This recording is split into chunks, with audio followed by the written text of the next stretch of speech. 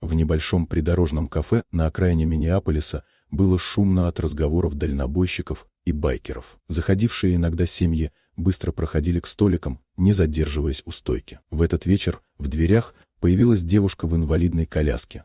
Мэри Хадсон, хрупкая, тихая, но с удивительно спокойным взглядом. Она направилась к свободной кабинке в углу, стараясь не привлекать внимания. Однако трое байкеров у барной стойки переключили взгляды на нее почти сразу. Их громкий смех стал резче, чем минуту назад. Один из них, высокий мужчина с рыжей бородой, позволил себе насмешливый тон, будто ему принадлежал весь зал. Его приятели поддержали шутки, и вскоре их смех заполнил помещение. Мэри пыталась сделать заказ, но руки слегка дрожали от напряжения. Официантке было неловко за посетителей, но она боялась вмешаться. Обстановка становилась все неприятнее.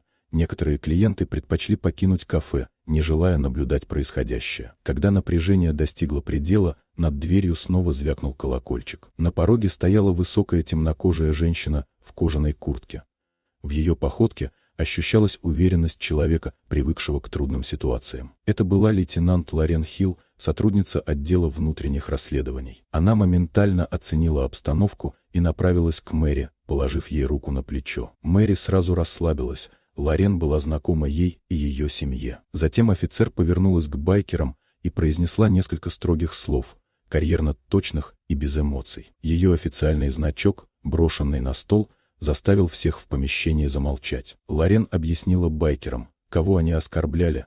Дочь женщины, которая по государственному контракту строит в городе реабилитационный центр для ветеранов. После этого у мужчин исчезла вся уверенность. Их смех сменился растерянностью. Персонал и посетители подтверждали увиденное. Официантка, наконец набравшись смелости, рассказала, как они все это время унижали девушку, будто бы имея на это право. В зале воцарилась тишина, наполненная напряжением и неловкостью. Лорен не повышала голоса, но каждый ее взгляд давал понять, последствия могут быть серьезными. Она предупредила мужчин, что подобные инциденты с участием федеральных подрядчиков никогда не проходят бесследно. После этого она приказала им покинуть заведение в течение минуты. Они ушли быстро, стараясь не встречаться ни с кем взглядом. Их прежняя бравада растворилась, оставив лишь пустой столик в углу кафе. Мэри впервые за весь вечер спокойно выдохнула. Лорен села рядом, поддерживая ее присутствием. Люди вокруг теперь смотрели на девушку с уважением,